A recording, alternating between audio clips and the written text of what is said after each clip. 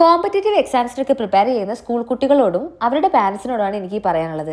NEET JEE preparation stress കാരണം സാധാരണ anxiety symptoms മുതൽ സിവിയർ മെൻ്റൽ ഇൽനെസ് ആയിട്ടുള്ള ഷീസോഫ്രീനിയ, ബൈപ്പോളാർ ഡിസോർഡർ വരെ ഡെയിലി ഞാൻ OPDയിലും IPDയിലും കാണാറുണ്ട്.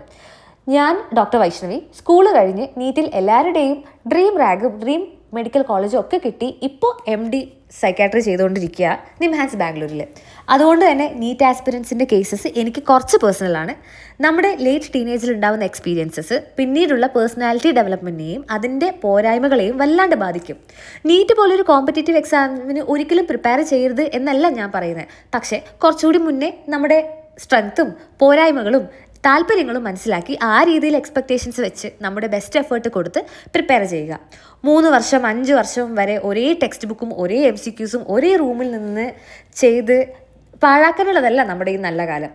എല്ലാ ദിവസവും കരയുക, പലതവണ പാൽപിറ്റേഷൻസ് ഉണ്ടാവുക, ചെസ്റ്റ് ഹെവിനെസ്, ശ്വസിക്കാനുള്ള ബുദ്ധിമുട്ട്, ഉറക്കം കിട്ടാതിരിക്കുക, സോഷ്യലൈസ് ചെയ്യാനുള്ള താല്പര്യക്കുറവ്, കൂടുതൽ എഫേർട്സ് ഇടുന്തോറും നമ്മുടെ അക്കാഡമിക് കപ്പാസിറ്റി കുറഞ്ഞു വരുന്നത് പോലെ തോന്നുക, ഇതൊക്കെ മെൻ്റൽ ഹെൽത്ത് ഇൽനെസ്സിൻ്റെ സിംറ്റംസ് ആയിരിക്കും. ഈ സിംറ്റംസ് ഒക്കെ നിങ്ങൾക്ക് ഉണ്ടെങ്കിൽ എന്തായാലും ഒരു മെൻ്റൽ ഹെൽത്ത് പ്രൊഫഷണലിനെ കാണണം. ചിലപ്പം കൗൺസിലിംഗ് കൊണ്ടോ മരുന്നുകൾ കൊണ്ടോ ശരിയാവുന്ന പ്രോബ്ലംസ് മാത്രമേ നിങ്ങൾക്ക് ഉണ്ടാവും. ഹെൽപ്പ് ഉണ്ടെന്നുള്ള കാര്യം അറിയാത്തതുകൊണ്ട് മാത്രം നിങ്ങൾ സഫർ ചെയ്യരുത്.